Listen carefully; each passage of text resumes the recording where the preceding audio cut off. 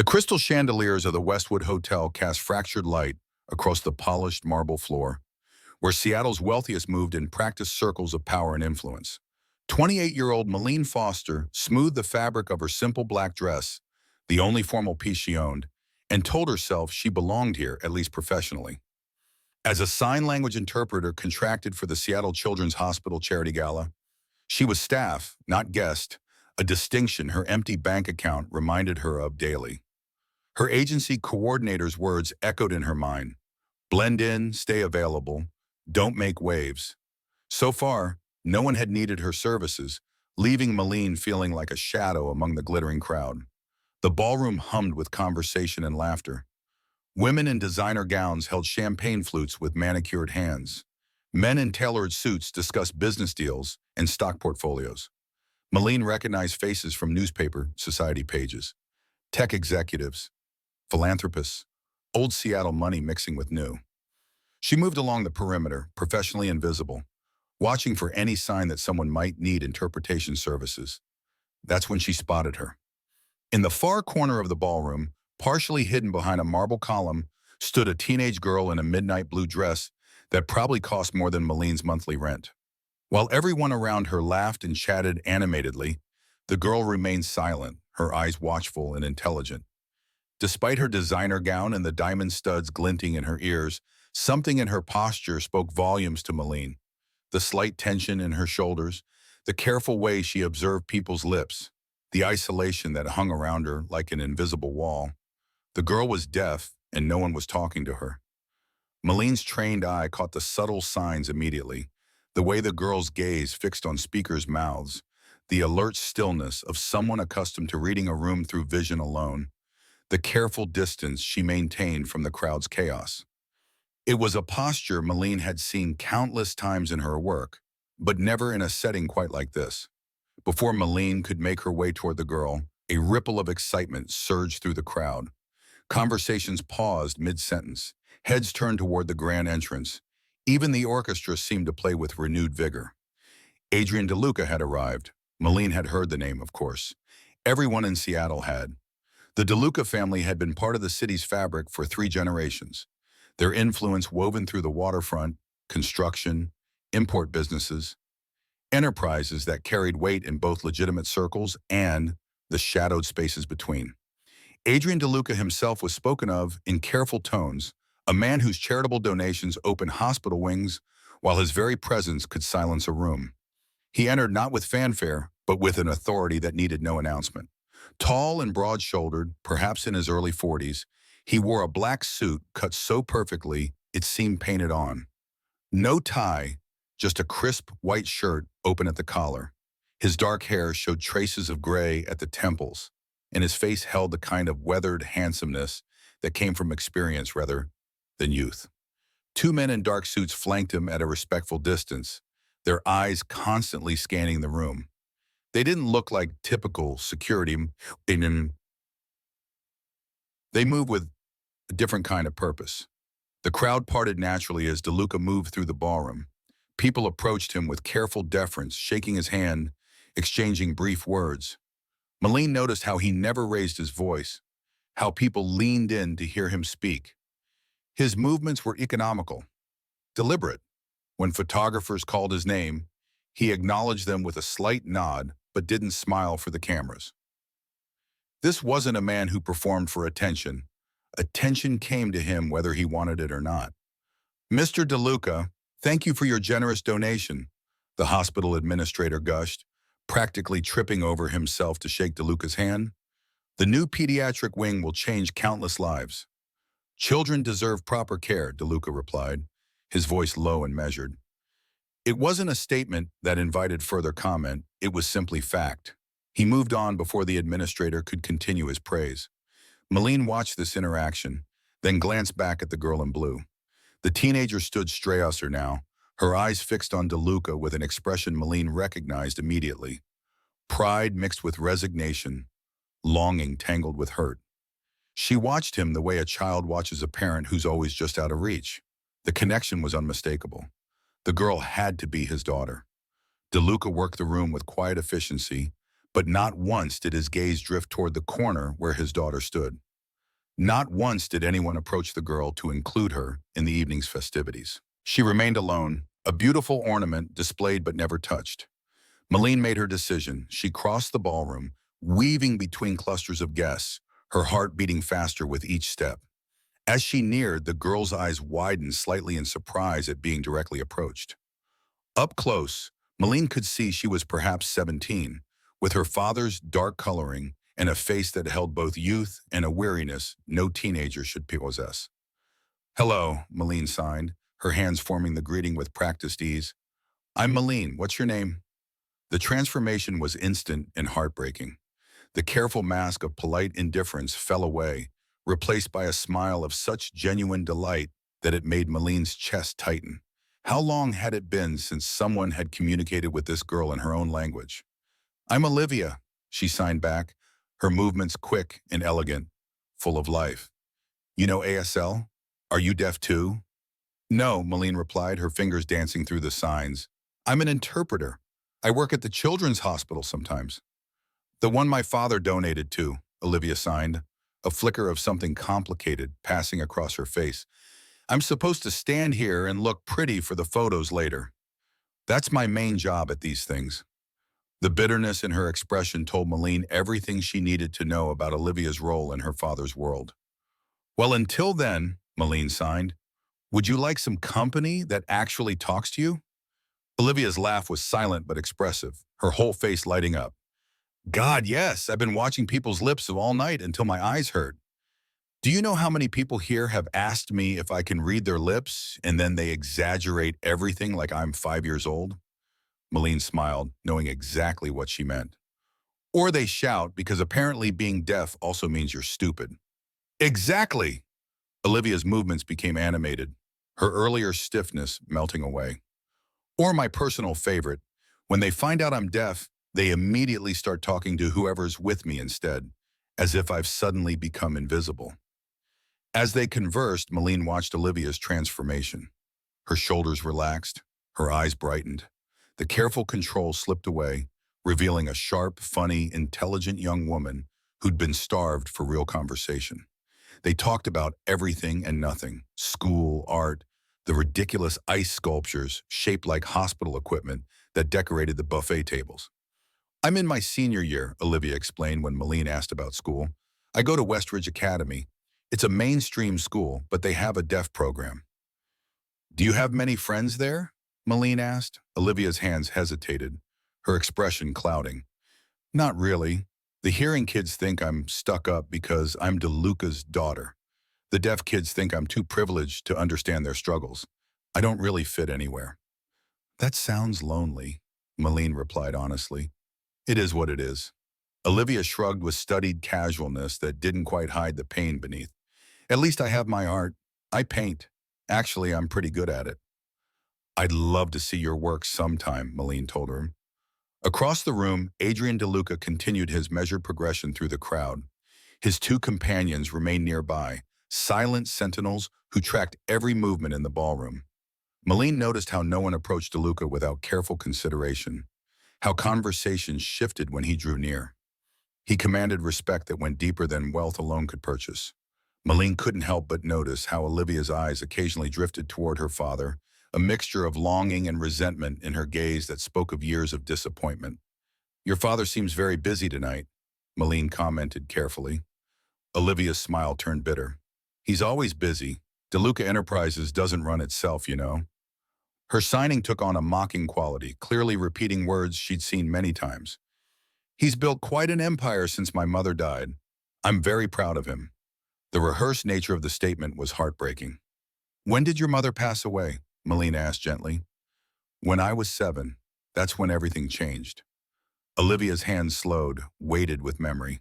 "Before that, our house was full of music. Ironic, I know. My mother was a concert pianist. She made sure I experienced music in my own way, through vibrations, through watching her face when she played. After she died, the music stopped. Dad buried himself in work, and I became the problem to solve." The problem? The deaf daughter. Olivia's signs became sharp, angular. "The specialists, the surgeries, the therapies. He wanted to fix me. He never learned to sign. Not a single word. We have interpreters at home, rotating faces I barely know. He talks to them, not to me. In his own house, he talks to strangers about me while I'm sitting right there. Malene felt anger surge through her. How could someone so powerful, so clearly capable of moving mountains when he chose, fail so fundamentally at communicating with his own child? I'm sorry, she signed simply, knowing no other words would suffice. Olivia shrugged again. Like I said, it is what it is. She glanced over Malene's shoulder and her expression changed. Speak of the devil. Malene turned to see Adrian DeLuca approaching, his two companions hanging back slightly. Up close, his presence was even more commanding. His eyes were dark, almost black, and they held depths Malene couldn't read. He moved with the economy of someone who never wasted motion, never revealed more than he intended. Olivia, DeLuca said, his voice low but clear enough for lip reading. He spoke directly to his daughter but made no effort to sign. We need you for photographs. He didn't look at Malene, didn't acknowledge her presence at all. His focus remained on Olivia, but it was a strange kind of focus, seeing her without truly seeing her. One of his companions, a solid man with graying hair and watchful eyes, stepped forward at Slyton. The photographer is waiting, Mr. DeLuca. Olivia's face smoothed into the same polite mask she'd worn earlier. Before following her father, she quickly signed to Malene, her hands moving fast. See what I mean? He doesn't even wonder who you are or why you're talking to me. As Olivia walked away to stand beside her father for the photographers, Malene felt determination take root in her chest. She'd seen countless children isolated by their deafness in her work at the hospital, but she'd never encountered someone so completely alone while surrounded by such wealth and privilege. The evening continued its orchestrated progression. Malene watched as Olivia stood dutifully beside her father for her photographs, nodded at appropriate moments, maintained her perfect practice smile. DeLuca's hand rested briefly on his daughter's shoulder for the cameras, but even from a distance, Malene could see the disconnect. A touch without real connection, presence without communication. Not once did DeLuca or anyone else attempt to include Olivia in the conversations swirling around her. She existed in a bubble of silence within the noise, visible but unheard.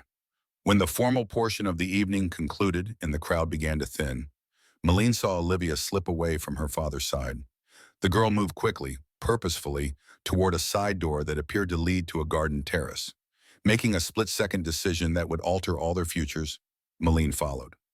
Outside, the Seattle night was cool and clear, the kind of crisp autumn evening that made the city's lights seem sharper against the darkness. The garden terrace stretched along the hotel's western side, illuminated by subtle landscape lighting that created pools of amber glow among carefully manicured plants. The sounds of the gala faded behind thick glass doors, replaced by the distant hum of city traffic and the rustle of wind through decorative grasses.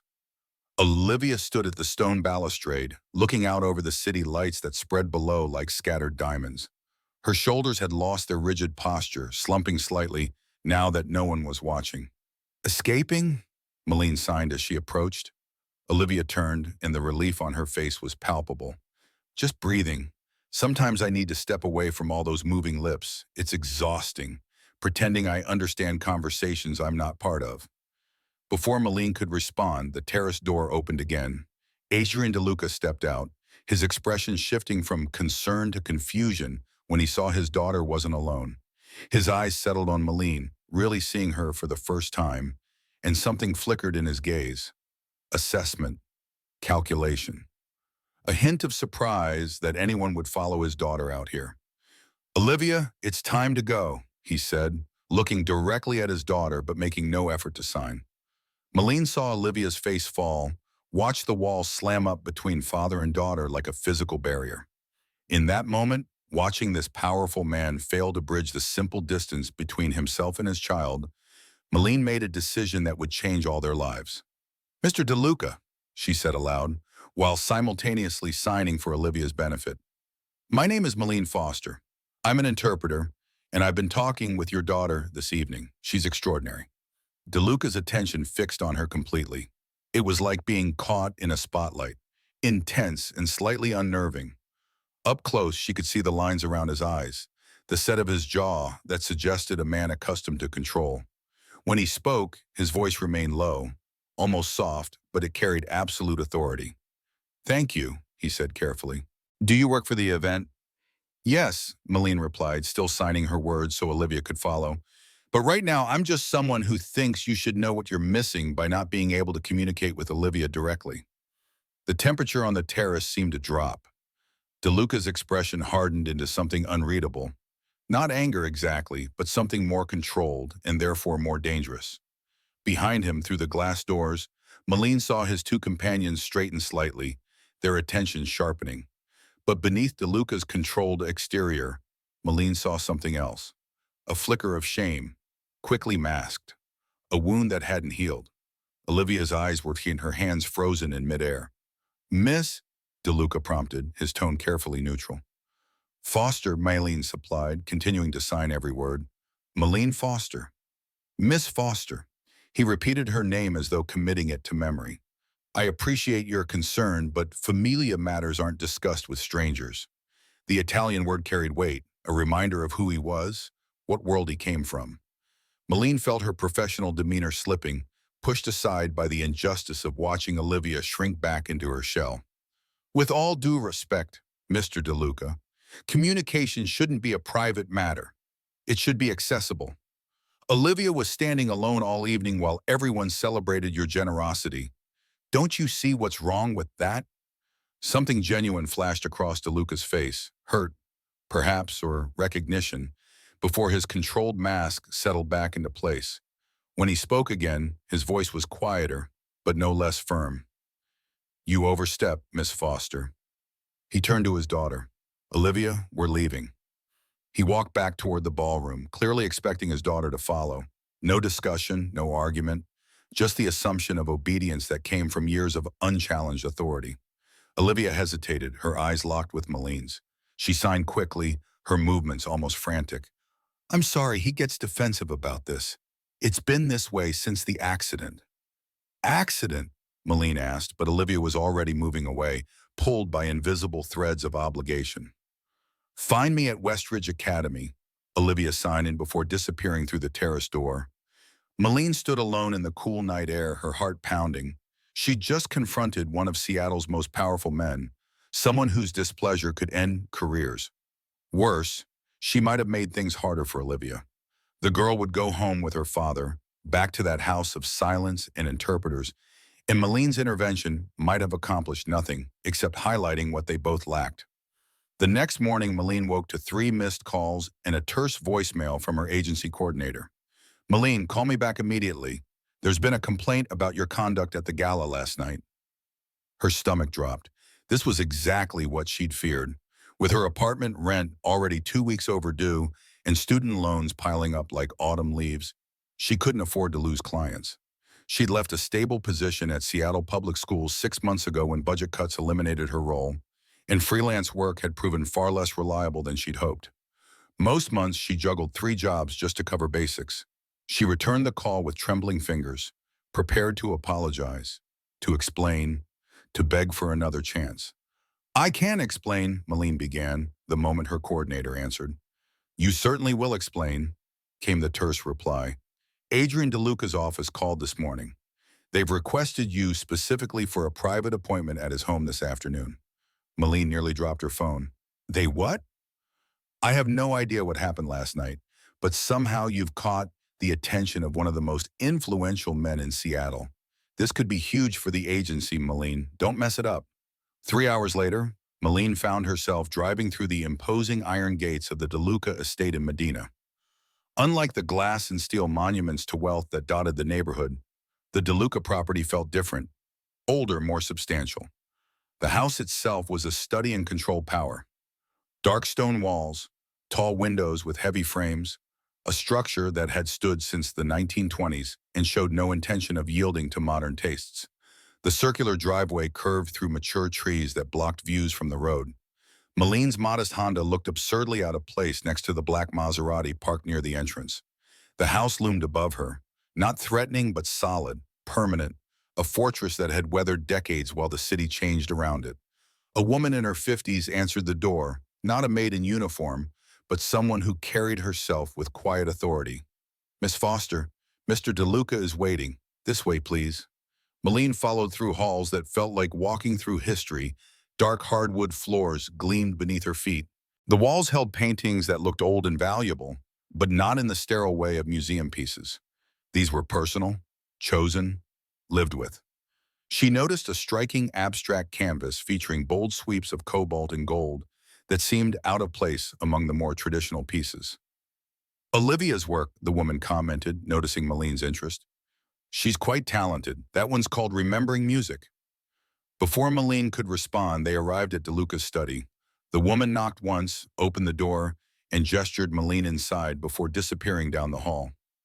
The study was exactly what Malene might have imagined. Dark wood paneling, leather furniture worn soft with age, floor-to-ceiling bookshelves filled with volumes that looked read rather than decorative. A massive desk dominated one end of the room, its surface clear except for a laptop, a few papers, and a framed photograph. The windows overlooked Lake Washington, gray water stretching toward distant mountains.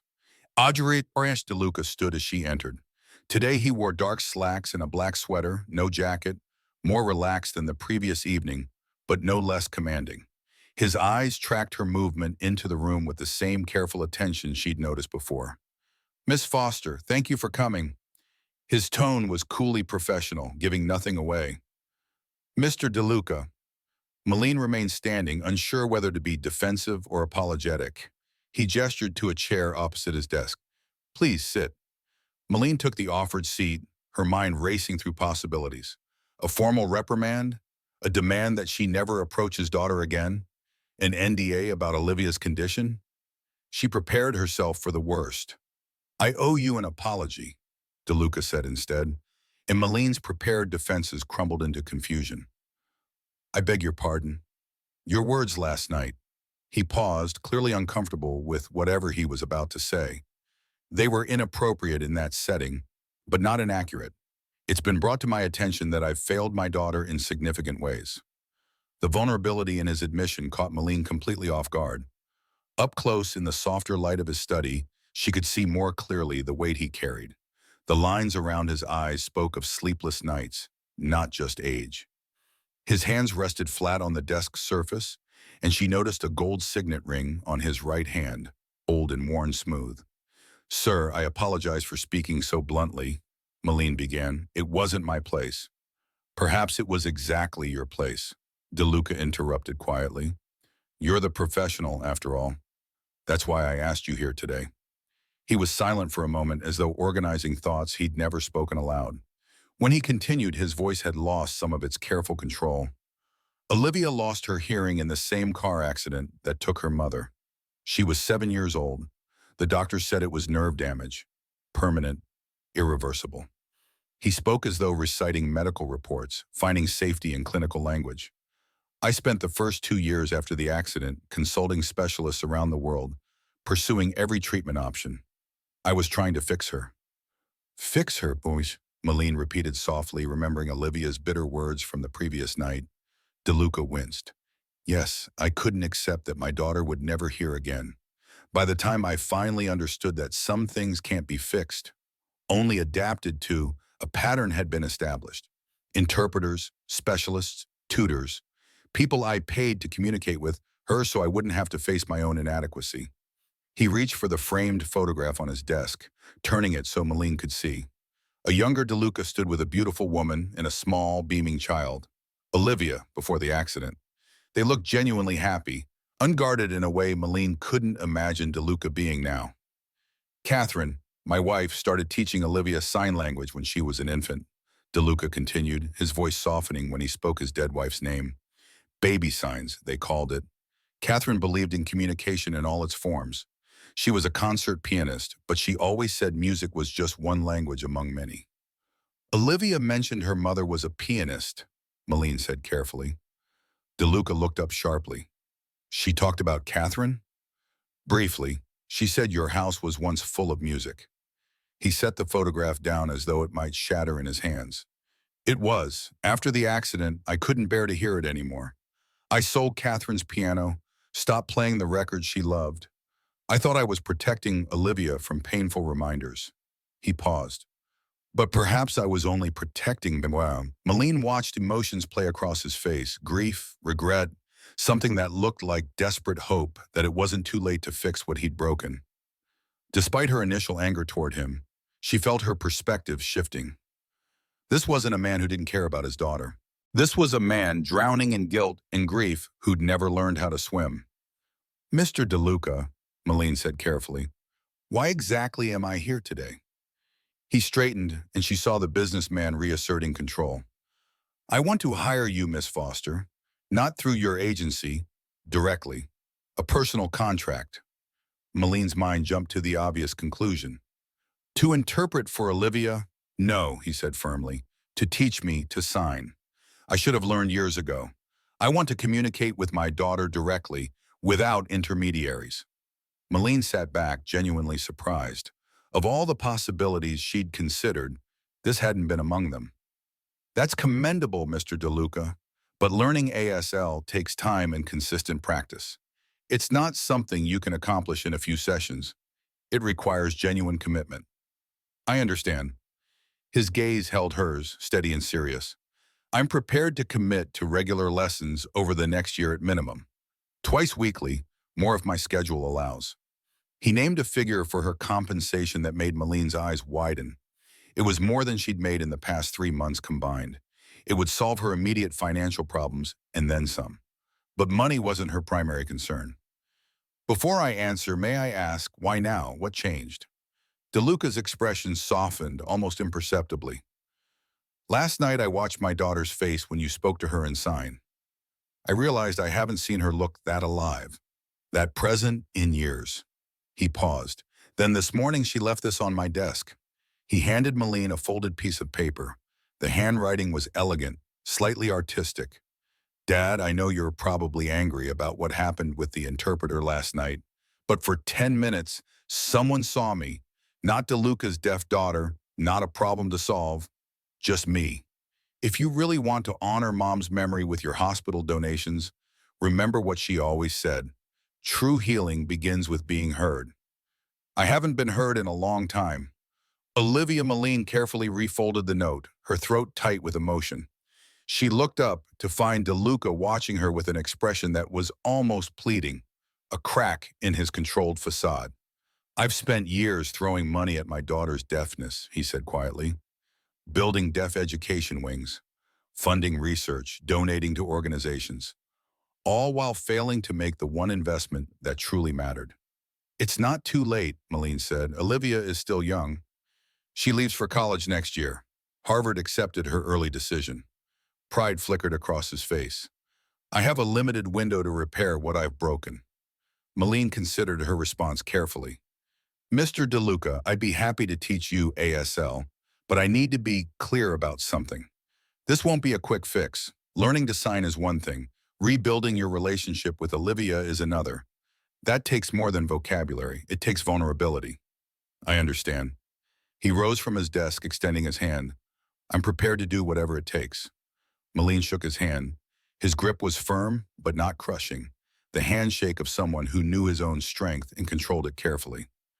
There's someone else who'd like to speak with you, DeLuca said, moving toward the door. As if on cue, the study door opened and Olivia entered. Seeing Malene, her face transformed with a genuine smile that erased years from her features. You came, she signed, her movements quick with excitement. Your father invited me, Malene replied in sign, watching Olivia's confusion deepen.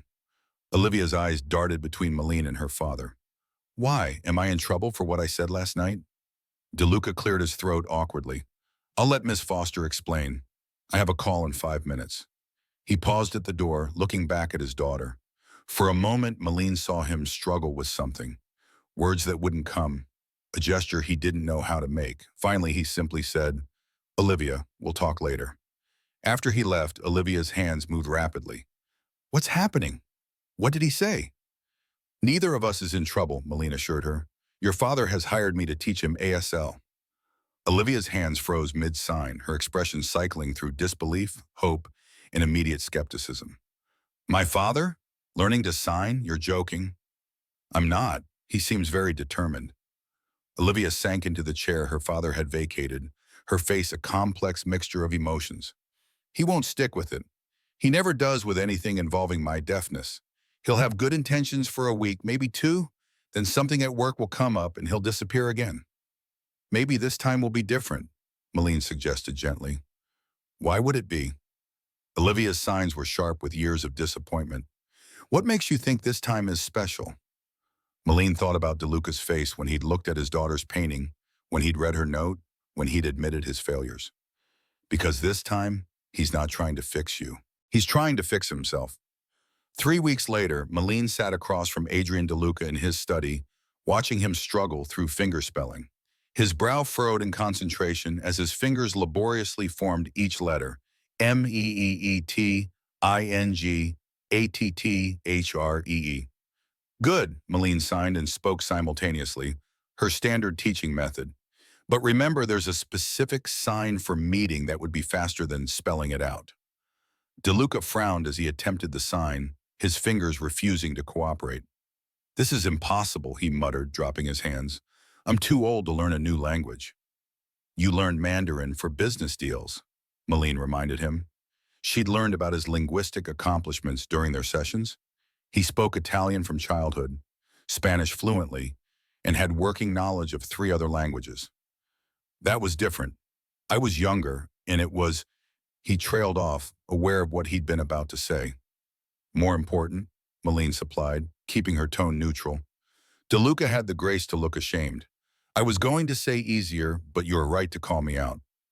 Over these weeks, Malene had discovered layers to Adrian DeLuca that his public persona never revealed. He was brilliant in business, but emotionally stunted by grief, capable of tremendous focus, yet blind to what was right in front of him. He could command a room full of powerful men with a sentence, but a simple sign like, I love you, left him paralyzed. Let's try a different approach, Malene suggested. Instead of business vocabulary, let's practice something you might actually want to say to Olivia. DeLuca looked distinctly uncomfortable. Such as? How about I'm proud of you? That's something every child needs to hear. Something flickered across his face. Surprise, perhaps, or pain. Does she think I'm not proud of her? Malene chose her words carefully. Mr. DeLuca, when was the last time you told her so directly? He didn't answer, which was answer enough. Let me show you. Malene demonstrated the sign, a simple but meaningful gesture. I'm proud of you. DeLuca watched intently, then mimicked her movements.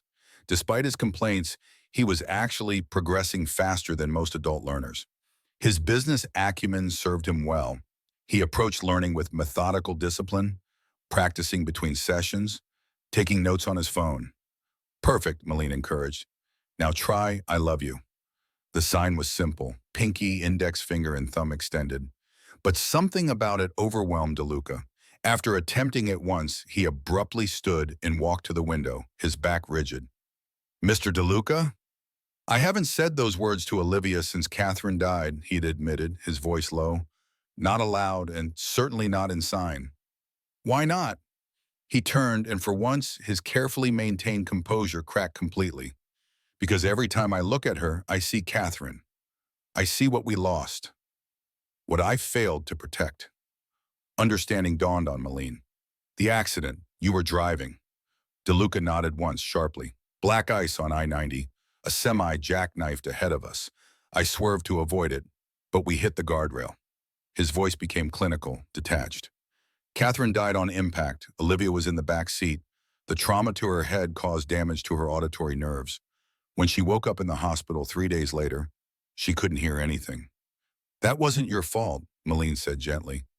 Tell that to my 7-year-old daughter who woke up in a silent world without her mother. Bitterness edged his words.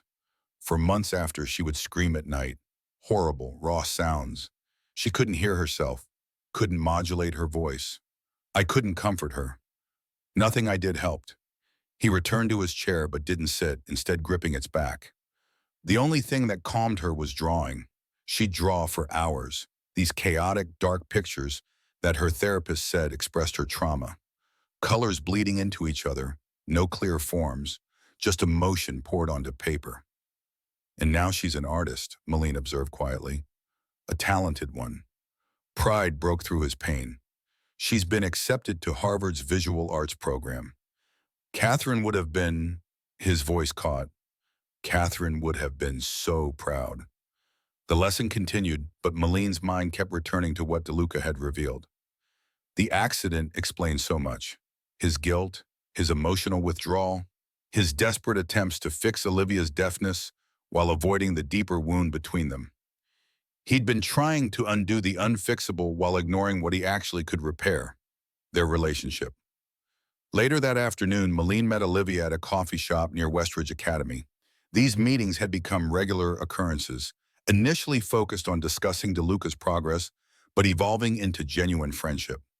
Olivia had been starved for connection with someone who understood her world, and Maline found herself caring about the girl beyond professional obligation. "So," Olivia signed after they'd settled with their drinks, "how's my father doing? Still terrible?" "Actually, he's improving," Maline replied truthfully. "He's more dedicated than you might think." Olivia rolled her eyes. "He approaches everything like a business acquisition. Study it, master it, move on to the next challenge. Is that so bad if it means he's learning to communicate with you?" "I'll believe it when I see it," Olivia signed. But Maline noticed the hope hiding behind her skepticism. A fragile thing, easily crushed but refusing to die completely. "He told me about the accident today," Maline revealed carefully. Olivia's hands stilled. "He never talks about that. I think he carries a lot of guilt." "He should," Olivia signed, her movement suddenly sharp. "Not for the accident. That wasn't his fault, but for what came after, for disappearing when I needed him most." "What do you mean?" Olivia's fingers danced through a complex series of signs, revealing more emotion than her carefully controlled face. "After Mom died, Dad sent me to specialized boarding schools for the deaf. Not one school, several. First in Oregon, then California, then Massachusetts. He said they were the best programs, that I'd get better education and therapy than I could at home." She paused, looking out the coffee shop window at students passing by. "He visited on designated parents' weekends, always with an interpreter. We became strangers to each other.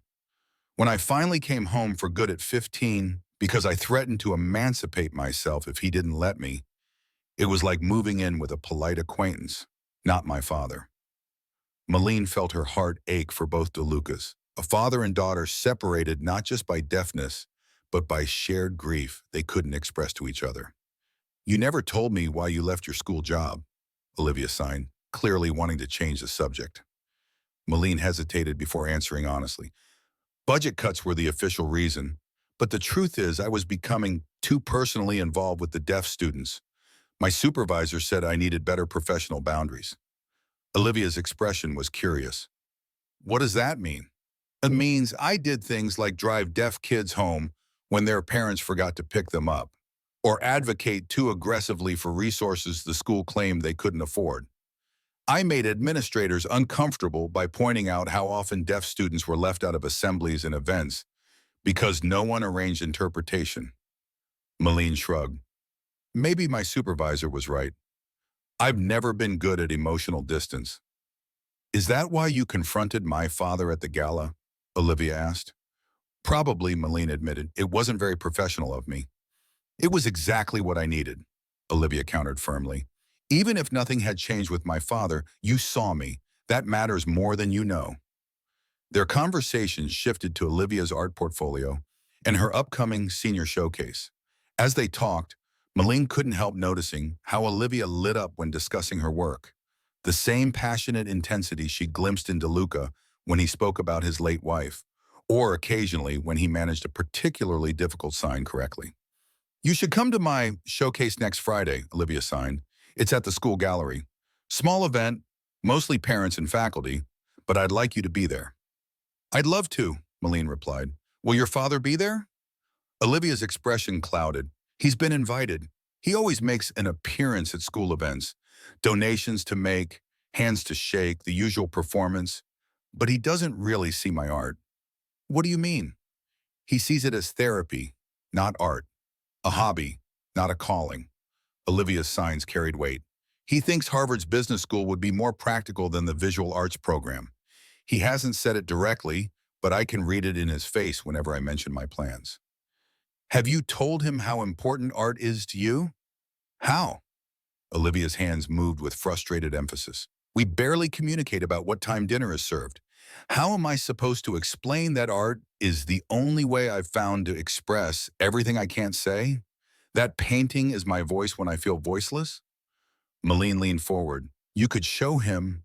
Your art speaks volumes, Olivia. Maybe it could bridge the gap that words haven't. The following Friday, Malene arrived at Westridge Academy's gallery 30 minutes before the showcase was scheduled to begin. The space was already buzzing with activity as students made final adjustments to their displays. Teachers offered last-minute encouragement, and early arriving parents claimed the best viewing positions. Olivia spotted Malene immediately and waved her over to a stunning collection of canvases dominating the gallery's center wall. Malene's breath caught as she took in the series. They were extraordinary, abstract compositions that somehow conveyed profound emotion through color and movement alone. Olivia had created a visual language more eloquent than any words could be. Deep blues swirled with gold, harsh reds softened into pinks, blacks gave way gradually to light. Each painting felt like watching emotion itself take physical form. Olivia, these are incredible, Malene signed truthfully. The centerpiece was particularly arresting, a large canvas divided into two distinct sections. The left side depicted chaotic darkness, slashed with aggressive strokes of red and black, fragments that suggested broken things. The right side showed a gradual emergence of blues and golds, a sense of order slowly evolving from chaos. Upon closer inspection, Malene realized the chaotic section contained barely discernible words painted in various scripts, while the ordered side featured what appeared to be hands-forming sign language. The title card read simply, After Silence. It's about the accident, Olivia signed, watching Malene's reaction carefully. The moment everything changed. The left side is what I remember from before. Words, sounds, all the things I lost. The right side is learning to find meaning in silence, in signs, in a new way of being. The words, Malene said, stepping closer. Are those things you remember hearing? Olivia nodded. My mother's voice saying, good morning. Music playing. My father laughing. He used to laugh before. The signs on the right are the new language I had to learn. It's about loss and adaptation. Ending and beginning. Before Malene could respond, a murmur passed through the gallery like wind through grass. Conversations paused. Students straightened. Teachers moved to more professional postures. Adrian DeLuca had arrived. He entered the gallery with his usual quiet authority, dressed in a dark suit that probably cost more than most families spent on rent. No tie today, Malene noticed, a small concession to the casual nature of the event. His two ever-present companions remained near the entrance, their eyes scanning the room with professional vigilance. The school's headmaster, a nervous man in his 60s, hurried to greet DeLuca with effusive thanks for his continued support of Westridge's arts program. Malene knew from Olivia that DeLuca had donated substantially to the school, enough to ensure his daughter received accommodations and support, enough to guarantee his calls were always returned. Olivia's face fell slightly as she watched her father being led through the gallery. See, she signed to Malene, always the benefactor, never the father. But as the headmaster attempted to guide DeLuca toward a different section of student work, something unexpected happened. DeLuca stopped mid-step, said something that made the headmaster look surprised, and then walked directly toward Olivia's display. Your father is coming this way, Malene signed quickly. Olivia straightened, her expression smoothing into the guarded mask Malene had seen at the gala. But she didn't see what Malene did. The way DeLuca's eyes widened as he took in Olivia's paintings, the flash of recognition when he read the title, After Silence, the emotions that crossed his face too quickly to name.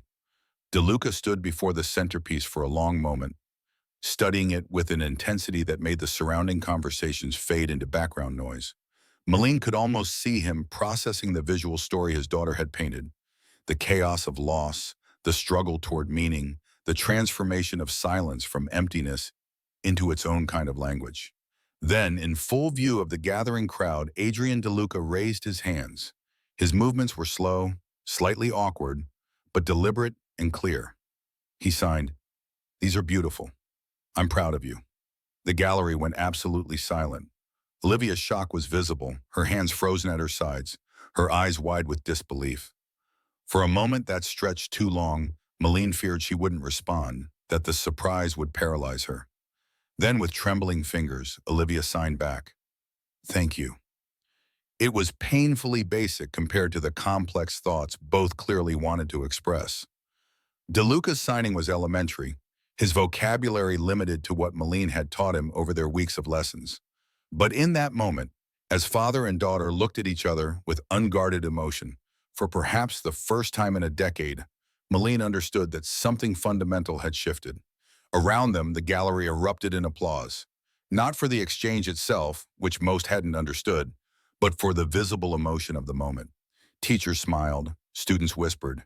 The headmaster beamed as though he'd orchestrated something profound. But Malene barely noticed the crowd. She watched Olivia's face as tears began to slip down her cheeks. Watched DeLuca reach out hesitantly and rest his hand on his daughter's shoulder. Not for cameras this time, but because he didn't know how else to bridge the distance between them. What happened next would shatter this fragile moment of connection and force both DeLucas to confront the true depth of their estrangement. The showcase continued its planned program. Olivia was reluctantly pulled away by her art teacher to speak with other attendees and prospective college representatives. DeLuca remained in front of her paintings, studying each one with the same intensity he might bring to a business contract, as though he could decode years of his daughter's inner life through careful examination. Malene approached cautiously. "You didn't tell me she was this talented." "I did, actually," Malene replied gently. "You just weren't ready to hear it." He acknowledged this with a slight nod, never taking his eyes from after silence. "These aren't just good for a high school student. They're extraordinary by any standard." He gestured to the centerpiece. "This one especially. It's raw, honest, painful." "She's been trying to tell you things through her art for years," Malene said. "It's been her voice when she felt you couldn't hear her." DeLuca's jaw tightened. "I've been a fool, haven't I?" Before Malene could respond, the gallery lights dimmed slightly, signaling the formal start of the evening's presentations.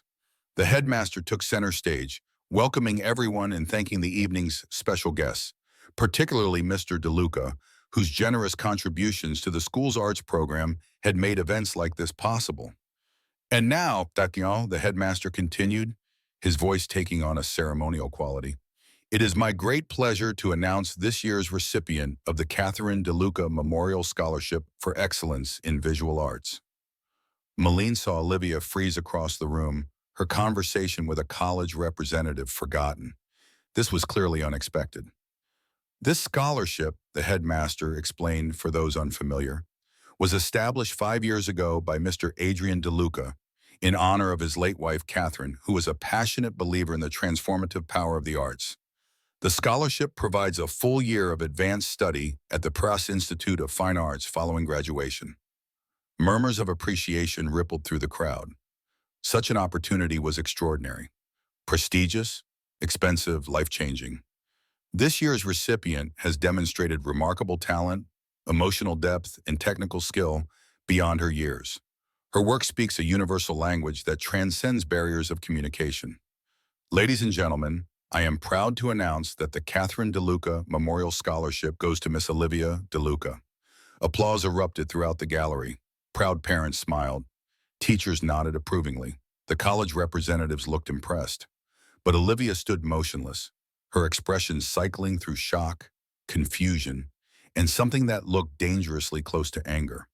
Her eyes found her father across the room, and Malene saw accusation in that gaze, a betrayal too large for the public space to contain. All eyes turned to Olivia, waiting for her to approach the podium, to accept the honor with grace and gratitude. The applause continued, expectant. Instead, Olivia turned and walked quickly out of the gallery. The applause faltered, died. Confused whispers rose in its place. The headmaster's smile froze, uncertainty creeping across his features as he looked to DeLuca for guidance. After a moment of visible tension, DeLuca stepped forward.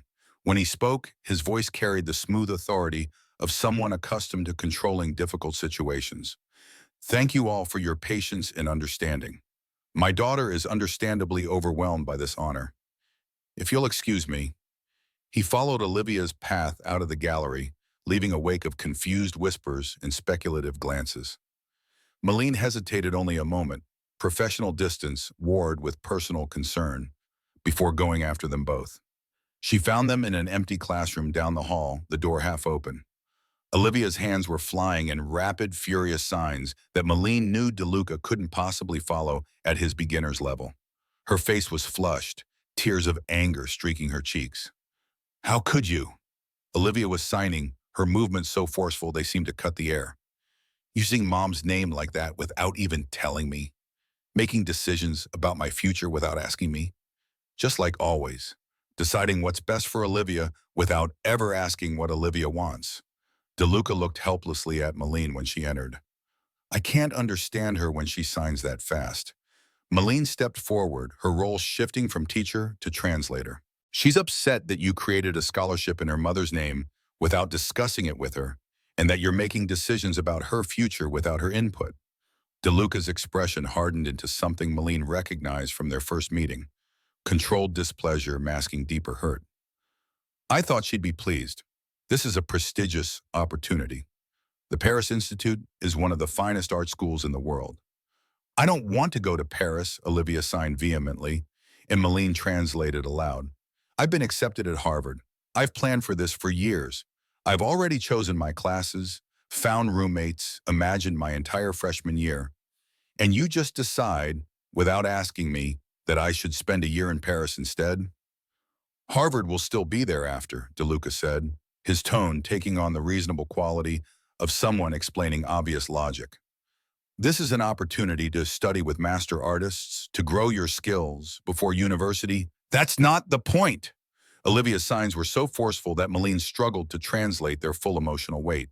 You've done this my entire life, decided what's best for me without ever asking what I want. The schools, the doctors, the therapies, everything decided by you. For me, without me. I'm your father, DeLuca said, and Malene heard his control beginning to crack. It's my job to... To what? Olivia demanded through Malene's translation. Control me? Ship me off whenever it's convenient? First all those boarding schools, and now Paris? Can't you see the pattern? DeLuca flinched as if struck.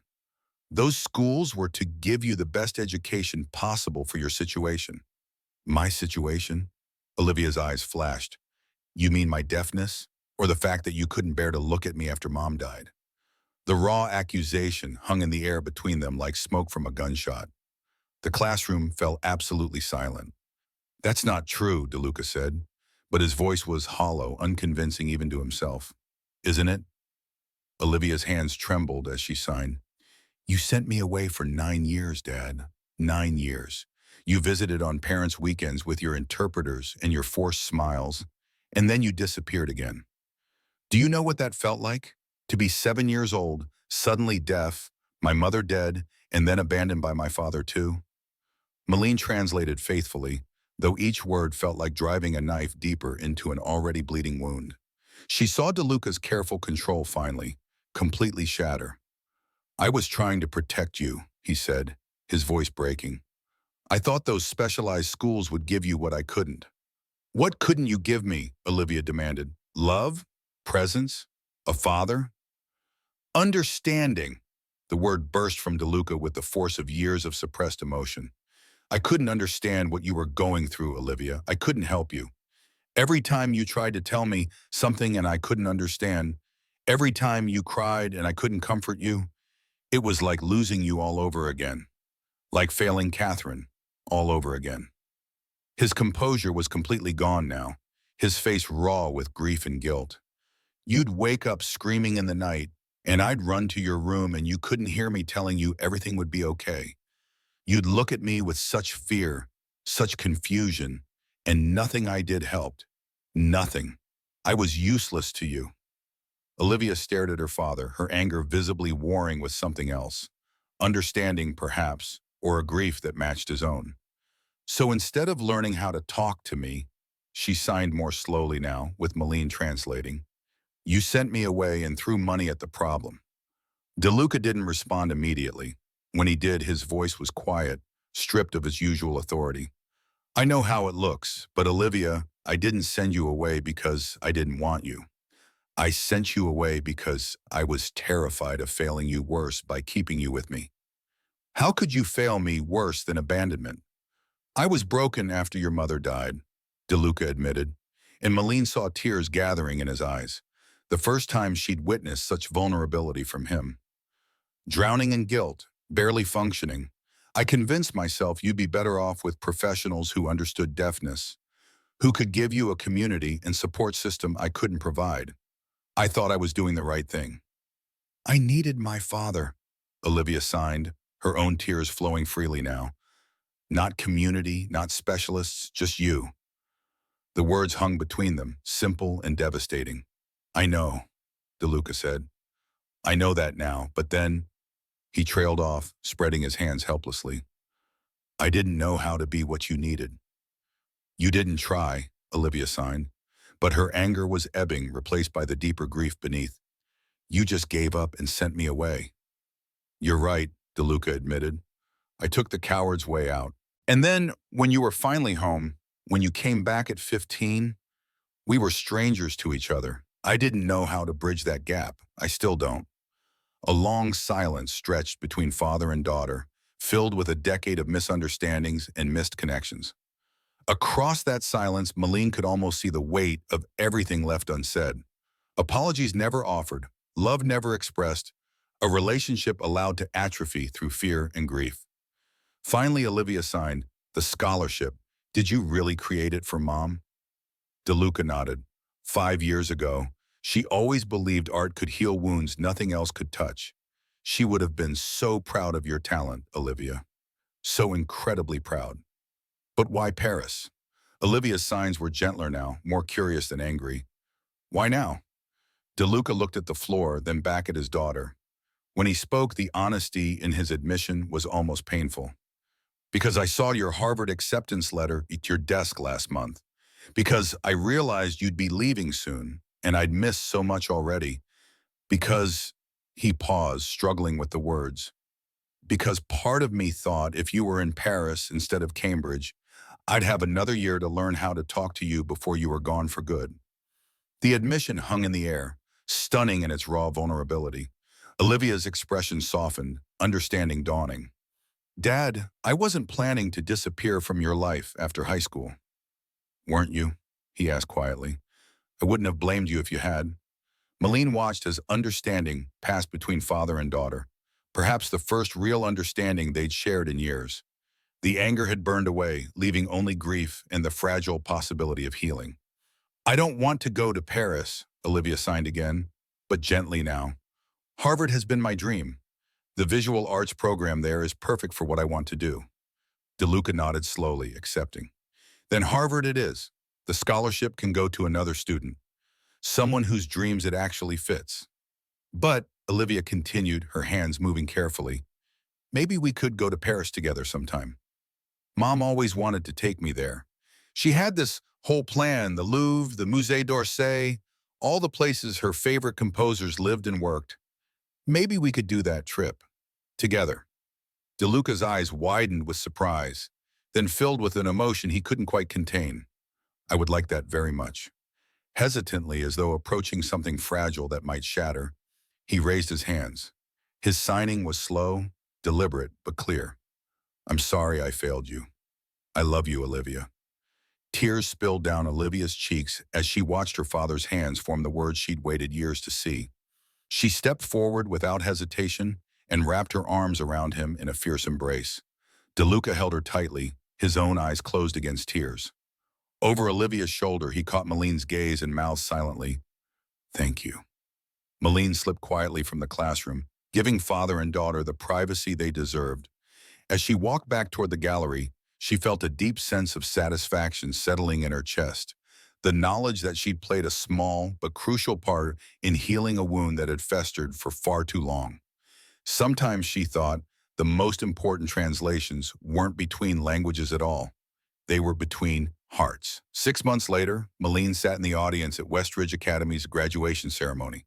The day was perfect Seattle spring, clear skies, warm sun, the kind of weather that made everyone forget about the months of rain. Parents filled the rows of chairs, cameras ready, proud smiles fixed on faces. As valedictorian, Olivia delivered her address in sign language, with a professional interpreter voicing her words for the hearing audience. But Malene noticed something significant. Adrian DeLuca, sitting in the front row in a rare public display of casual dress, dark slacks and a sweater instead of his usual suit, was watching his daughter's hands, not the interpreter's mouth. He was following along, understanding at least some of what Olivia signed directly. Olivia's speech was eloquent and moving, touching on themes of communication, connection, and the courage required to bridge divides. She spoke about different languages, not just ASL and English, but the languages of art, music, emotion, grief. About how silence could be its own form of communication when you learn to listen differently. But it was her closing words that brought tears to Malene's eyes. In a world that often values only what can be heard, Olivia signed, her movements graceful and sure. I've learned that the most important conversations happen in silence, in the space between words, in art, in gestures of love that transcend language. My journey from silence to expression wouldn't have been possible without three people. She paused, her eyes finding her father in the front row. My mother, who taught me that music exists even for those who can't hear it. My father, who learned that love doesn't always need sound to be understood. And Malene Foster, who showed us both that sometimes the bravest thing you can do is speak the truth, even when it's uncomfortable. The audience erupted in applause. Olivia descended from the podium to receive her diploma, and Malene saw DeLuca stand, signing "I'm proud of you," for his daughter to see across the crowd. After the ceremony, amid the celebration of graduating families, Malene found herself face-to-face with both DeLucas. Olivia still wore her graduation gown, her cap slightly askew, her face glowing with happiness. DeLuca stood beside his daughter, close enough that their shoulders nearly touched, a proximity that would have been unthinkable 6 months ago. "We have something to show you," Olivia signed excitedly. DeLuca pulled out his phone and opened a photo gallery. The images showed a spacious studio flooded with natural light, high ceilings, large windows overlooking the lake, walls painted white to show art to best advantage. Easels stood ready. Shelves held organized supplies.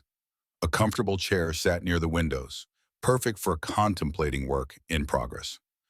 "We've converted the East Wing sunroom into Olivia's studio," DeLuca explained, his hands forming the signs along with his words. "Still simple, still imperfect, but improving. She'll use it when she's home from Harvard." "It's beautiful," Malene said sincerely. The images showed a space designed for serious work, not a hobby room or therapeutic activity. It was a studio for an artist. "And that's not all," Olivia signed, barely containing her excitement. "Tell her, Dad."